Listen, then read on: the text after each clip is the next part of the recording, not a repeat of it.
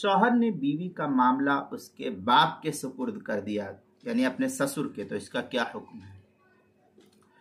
چنانچہ اگر کوئی شخص بیوی کی طلاق کا معاملہ اس کے باپ کے سپرد کر دے اور لڑکی کا باپ اپنی بیٹی کی طلاق کو قبول کر لے تو اس کی بیوی پر ایک طلاق واقع ہو جائے گی۔ چنانچہ فتاوی ہند میں ہے، منتقا سے نقل کرتی ہے، وَرَجُلٌ جَعَلَ امر امرأته بیدی ابیہا فقال ابوہا قد قبلتها طلقت۔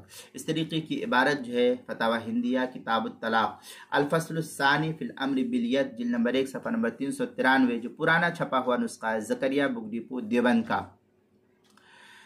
بحر الرائق اس کی تیسری صفحہ 551، جو دارالکتاب دیوبند سے چھپا ہوا نسخہ ہے۔ فتاوی شامی کتاب الطلاق چوتھی جلد صفحہ 566، جو زکریا بک ڈپو دیوبند کا ہندی نسخہ، اس کے اندر کتاب المسائل 5ویں جلد صفحہ 243 پر بھی اس کو نقل کیا گیا ہے۔